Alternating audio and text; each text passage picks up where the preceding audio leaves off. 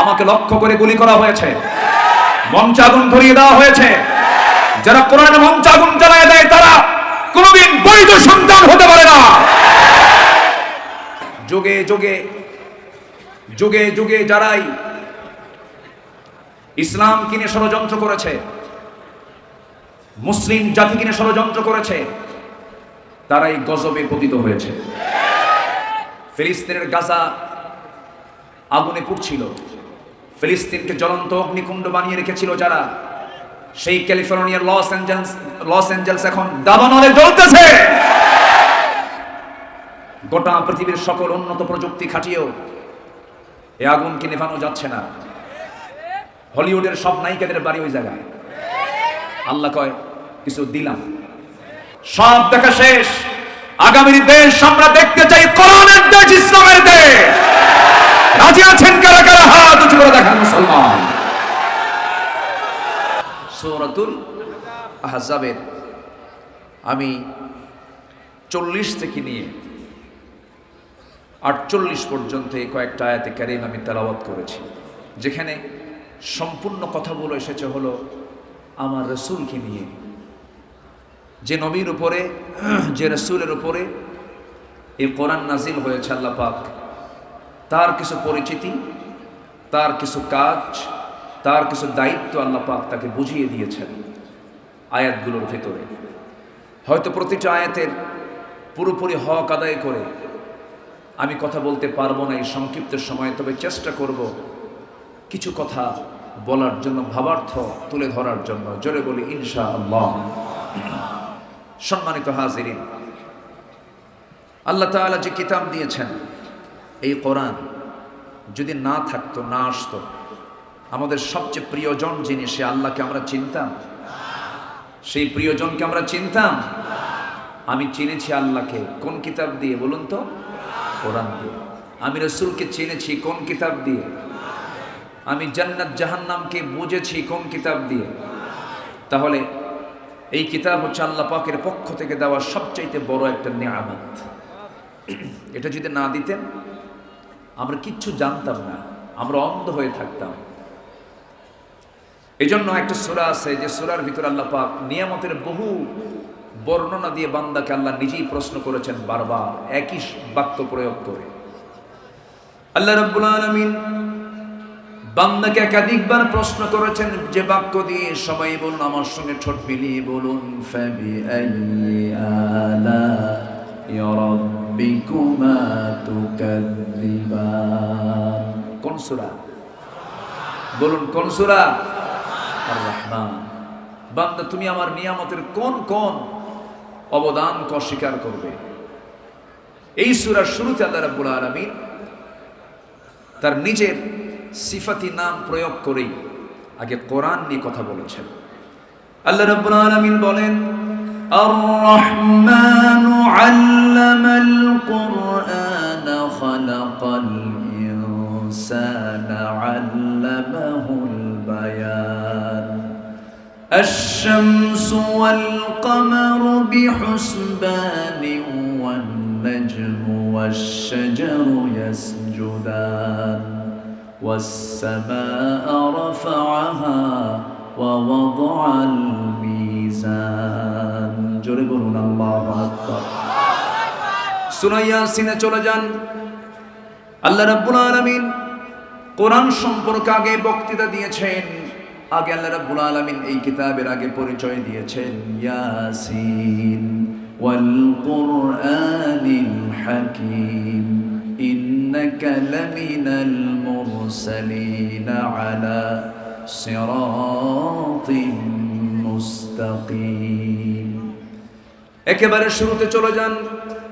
আল্লাহ রাব্বুল আলামিন কিতাব সম্পর্কে আগে ধারণা দিয়েছেন, এরপরে তিনি তার হুকুমগুলো দিয়েছেন। যারা পারেন সুন্দর করে ঠোঁট মিলায় বলুন, আকাশ বাতাস মুখরিত করে সবে আওয়াজ দিয়ে বলুন, যালিকাল কিতাবু লা রাইবা ফীহি হুদাল লিল মুত্তাকিন।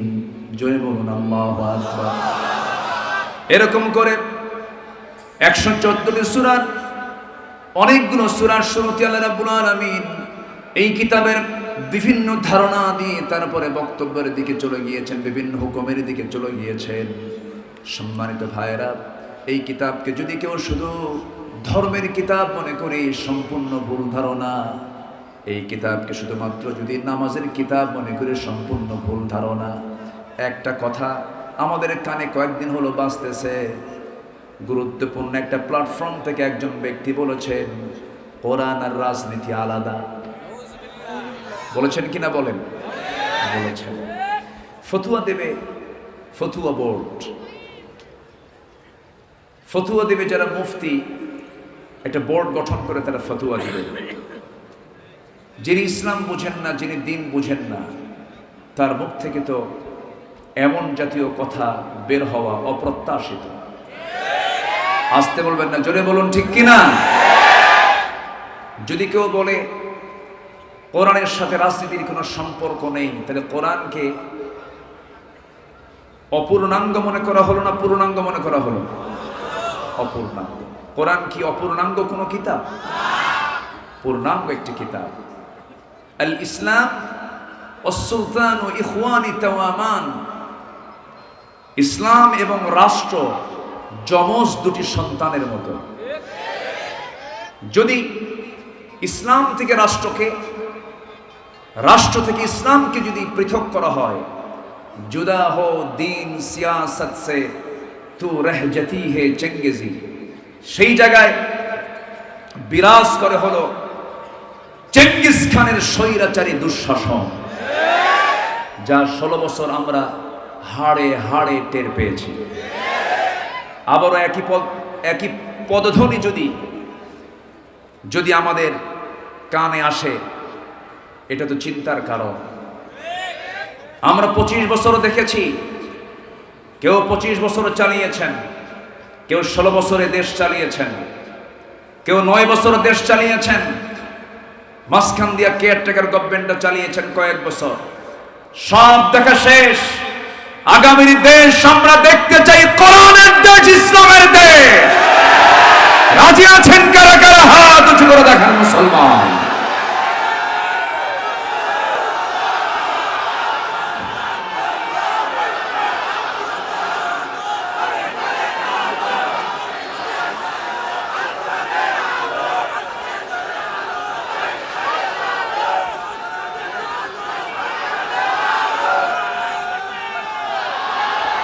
আল্লাহ কবুল করুন, জোরে বলি আমিন, আরো জোরে আমিন।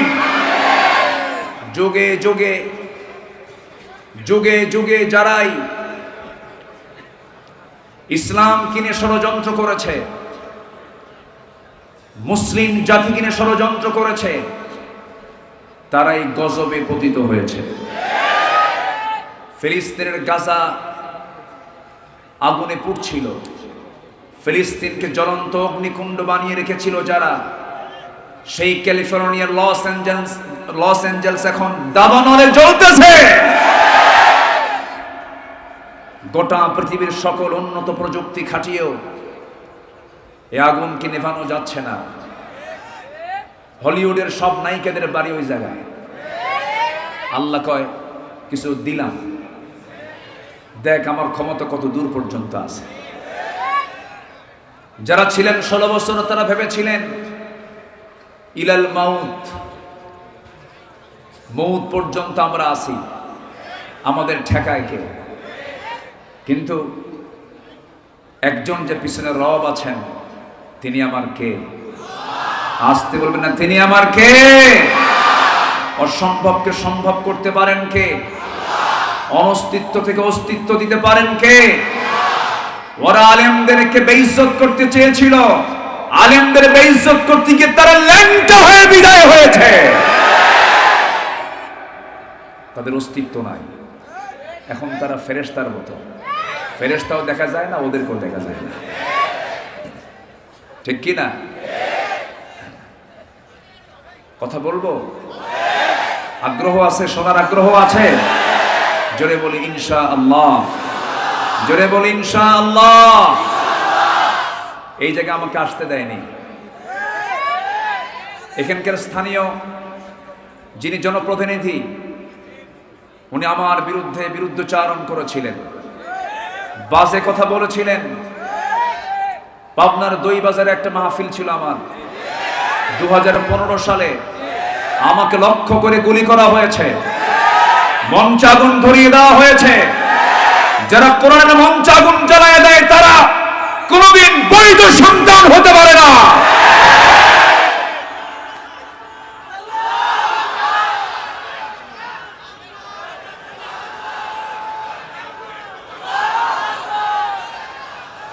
থামুন সম্মানিত ভাইয়েরা, সেই মামলায় আমি জেলও খেটেছি।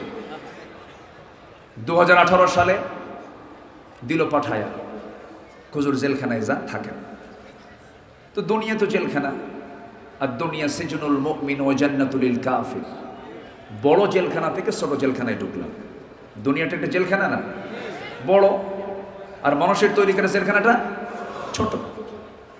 ঢুকলাম ভিতরে,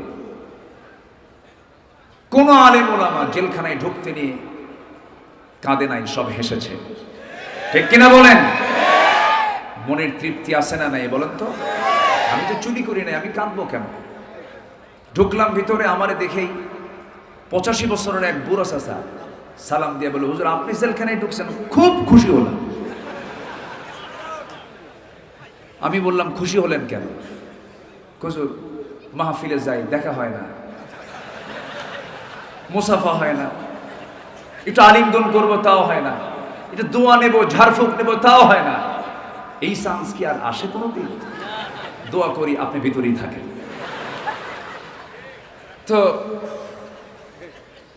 ভিতরে ঢুকলাম, তো চাচাকে বললাম, চাচা এই 85 বছরের বয়সের নাতি পুতি তুই আপনি জেলখানে, আপনি কোন আকাম করছেন? তাই বল, বাবা বোমা হামলা, বোমা হামলা। আমি নাকি বোমা হামলা করেছি? বলুন তো 85 বছরের বুড়োর হাতে যদি বোমা তুলে দেওয়া হয়, উনি কি লক্ষ্য স্থানে মারবেন না নিজের মাথার উপরে পড়বে? এই ছিল 16 বছর। সম্মানিত বন্ধুগণ, আল্লামা সাঈদীর কথা কে না জানেন? আমার ডান পাশে যিনি বসে আছেন কেঁদেই ফেলেছে। 2009 সালে আমার জীবনের প্রথম হজের সফর, ওই বছরে আল্লামা সাঈদ রাহিমাহুল্লাহ রয়্যাল গেস্ট হয়ে উনি তার জীবনের শেষ হজটা করেছেন 2009 সালে। 2010-এর 10 ফেব্রুয়ারি এবং 11 ফেব্রুয়ারি এখানে তিনি মাহফিলও করেছেন, লাস্ট মাহফিল তার। তো হজে যখন গেলেন, সবাই মিলে আমরা তাকে বললাম, হুজুর দেশের অবস্থা খুব খারাপ, মামলা চলছে, প্রস্তুতি চলছে, গ্রেফতার হচ্ছে, ট্রাইব্যুনাল গঠন হয়েছে, আপনি দেশে ফিরলি আপনাকে ধরে ফেলবে। উনি মুস্কি হাসি মেরে বললেন, সাঈদী পালায়া থাকার মানুষ না। আল্লাহু আকবার বলবেন না? আমার দেশ, আমার জনগণ মানবেতর জীবন যাপন করবে, মাজলুম থাকবে, আর আমি আরামে ঘুমাবো? এই শিক্ষা আমার রাসূল দেন নাই। উনি ফিরে এসেছেন, ঠিকই জেলখানায় ঢুকেছেন, জীবনের শেষ বিদায়টা দিয়েছেন কান্না দিয়ে না হাসি দিয়ে? তিনি হেসেছেন, আমরা কেঁদেছি। সম্মানিত ভাইয়েরা, এই মাঠে এই জায়গায় তিনি বসে ওয়াজ করেছেন। আমি নগণ্য, আমার সে যোগ্যতা নাই। আমি তো জানি আমার ইলম কদ্দুর, আমার কোনো ইলম কালাম নেই। লা ইলমা লানা ইল্লা মা আল্লামতানা। আজকে তিনি যদি থাকতেন, আজকে এই মাহফিলের পরিপূর্ণ হক তিনি আদায় করতে পারতেন। যার মাহফিলে প্রথম দিন যত লোক হয়, দ্বিতীয় দিন আরো বেশি লোক হয়, তৃতীয় দিন আরো বেশি লোক হয়, চতুর্থ দিন আরো বেশি লোক হয়। কি এক বক্তৃতার জাদুঘর তিনি ছিলেন। আমরা শুধু তাফসীর মাহফিলের এই প্ল্যাটফর্ম থেকে প্রথমে তার জন্য দোয়া করি, আল্লাহ তুমি তার কবরটাকে জান্নাতের নূর দিয়ে মুনাফফার করে দাও। আরেকটা দাবি, আল্লামা সাঈদী তার স্বাভাবিক মৃত্যু হয়নি। তাকে 13 আগস্ট জেলখানা থেকে চিকিৎসার নাম করে সুস্থ মানুষকে ধরে এনে হসপিটালে ভর্তি করায়া মেডিকেল বোর্ড তৈরি করে পরিকল্পিতভাবে দিল্লির প্রেসক্রিপশনে পয়জনিং করে তাকে হত্যা করা হয়েছে। তাফসীর মাহফিলের এই প্ল্যাটফর্ম থেকে সুস্পষ্ট ভাষায় জানান দিতে চাই, অবিলম্বে খুনিদেরকে প্রকাশ্যে ধরে চূড়ান্ত শাস্তি নিশ্চিত করা হোক। রাজি আছেন কারা কারা? হাত উঁচু করে দেখান মুসলমান।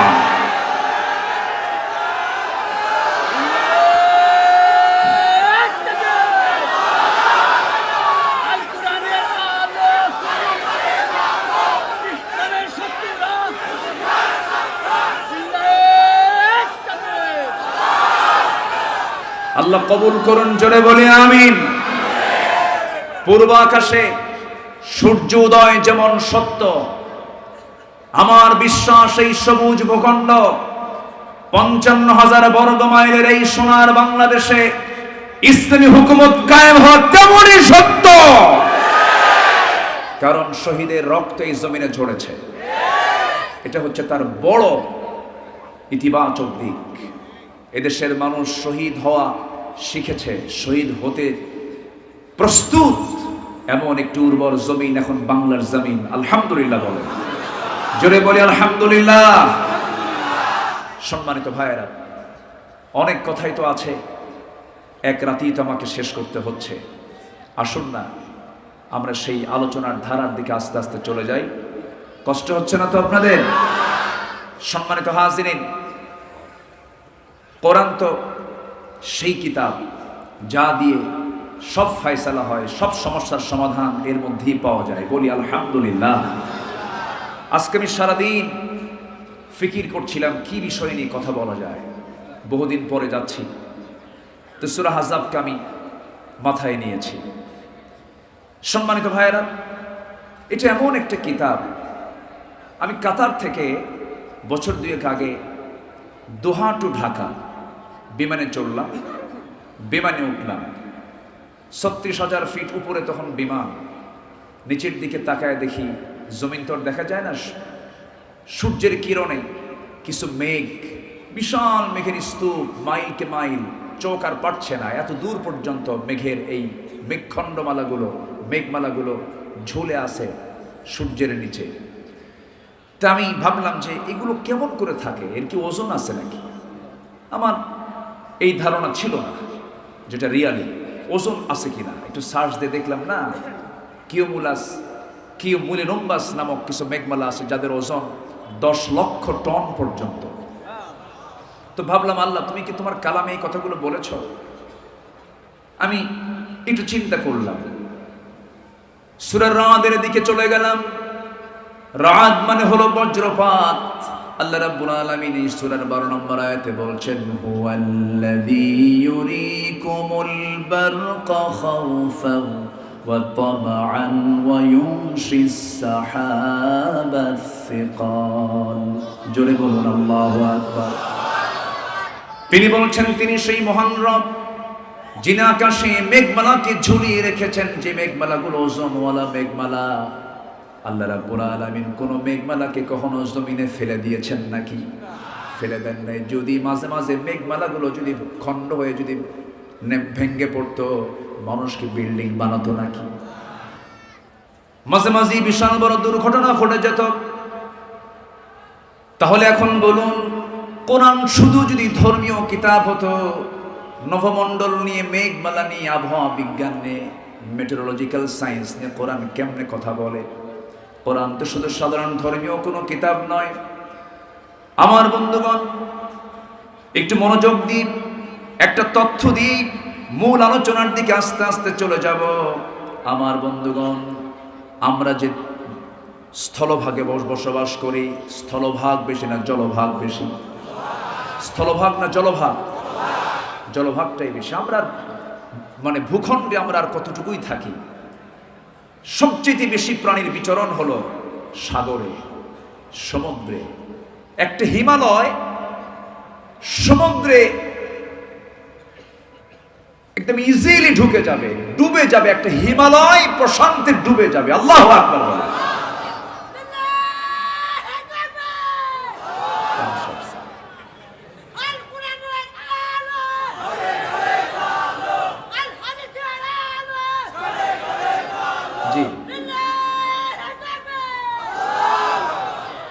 ঠিক আছে, হ্যাঁ, তোমার সালামও দিছে কিন্তু।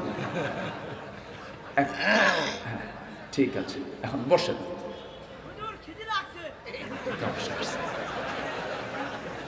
হেমায়তপুর তো কাছেই, তাই না?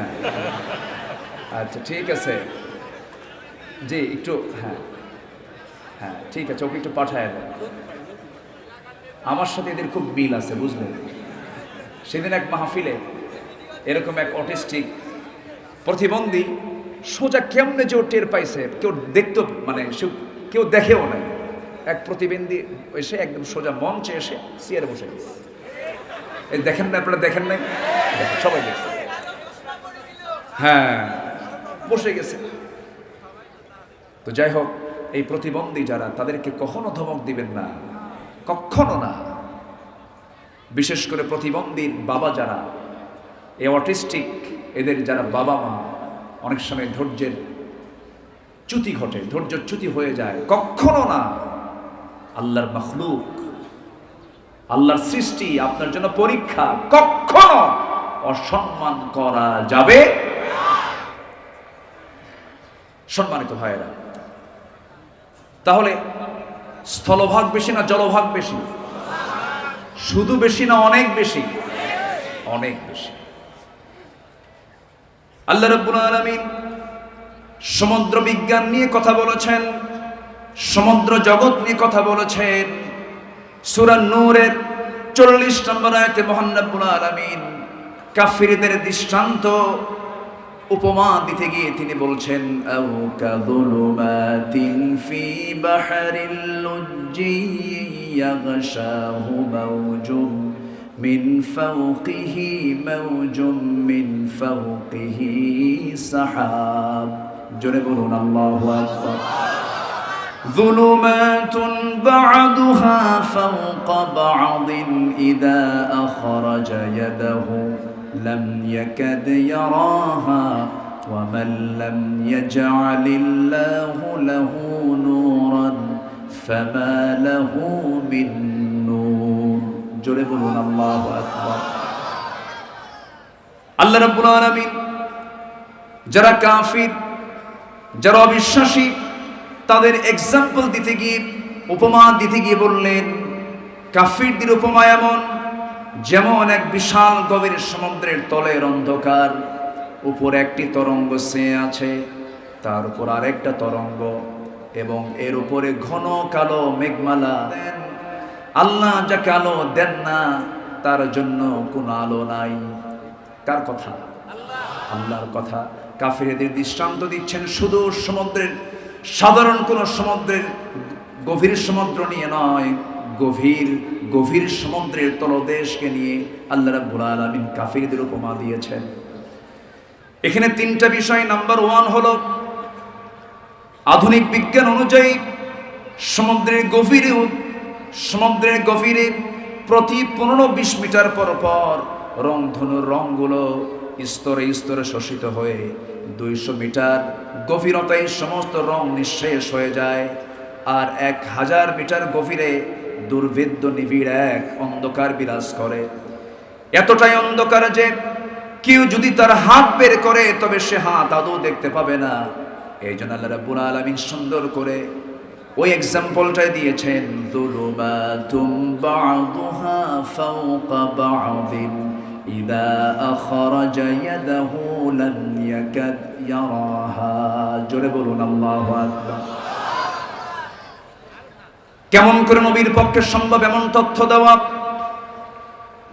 আরেক জায়গায় বলছেন, এরপরেই বলছেন, ইয়াগশাহু মাওজুম মিন ফাওকিহি মাওজুন, এর মাঝেও আরেকটা তরঙ্গ আছে, যাকে বিজ্ঞানের ভাষায় বলা হয় ইনার ওয়েভস, যা খালি চোখে দেখা যায় না। কেবলমাত্র পানির লবণাক্ততা এবং ঘনত্বের পার্থক্য পরীক্ষা করেই এর অস্তিত্ব নিরূপণ করা সম্ভব। অথচ এই আশ্চর্য রহস্যময় তথ্য মহান আল্লাহ কোরআনের 1500 বছর আগে বিশ্ববাসীকে জানায় দিয়েছেন। জোরে বলি সুবহানাল্লাহ। আয়াতের শেষ অংশে আল্লাহ রাব্বুল আলামিন বলছেন, ومن لم يجعل الله له نورا فما له من نور। আল্লাহ যাকে নূর দেন না সে কখনো নূর, তার জন্য কোনো নূর নাই। আধুনিক সমুদ্র বিজ্ঞান বলছে সমুদ্রের গভীরতায় বিশেষ কিছু প্রাণী আছে যাদের কোনো দৃষ্টি শক্তি নাই, তারা তাদের ল্যাটারাল লাইন অর্গান ব্যবহার করে ওই পরিবেশে নেভিগেট করে, যা মহান আল্লাহ রাব্বুল আলামিনের এক অশেষ নিদর্শন। আমার বন্ধুগণ, এই যে চমৎকার সমুদ্র জগৎ নিয়ে কাফেরদের দৃষ্টান্ত দিয়েছেন, ১৫০০ বছর আগে কোনো মানুষের পক্ষে সম্ভব নয়, একমাত্র কোরআন নাজিল করেছেন তিনি আমার কে। আসতে বলবেন না, তিনি আমার কে। এই আয়াতটি দেখে সামুদ্রিক ভূতত্ত্ববিদ্যায় বিশ্ববিখ্যাত বিশেষজ্ঞ জেদ্দার বাদশাহ আব্দুল আজিজ ইউনিভার্সিটির একজন অধ্যাপক দুর্গা রাও, তিনি বলেছেন ১৪০০ বছর পূর্বে, ১৫০০ বছর পূর্বে একজন স্বাভাবিক মানুষের পক্ষে এমন বিস্ময়কর ঘটনাসমূহের এরূপ সুবিস্তারিত বর্ণনা দেওয়া কোনো ক্রমেই মানুষের পক্ষে সম্ভব নয়। অবশ্যই এই কিতাবটা নাজিল করেছেন তিনি আমার কে। আসতে বলবেন না, তিনি আমার কে। কোরআন শুধু নামাজের কথা বলে না, কোরআন শুধু রোজার কথা বলে না, কোরআন শুধু রাজনীতির কথা বলে না, কোরআন পৃথিবীর সকল সমস্যার সমাধানের কথা বলে, ঠিক কিনা? এর মধ্যে সব কিছু আছে।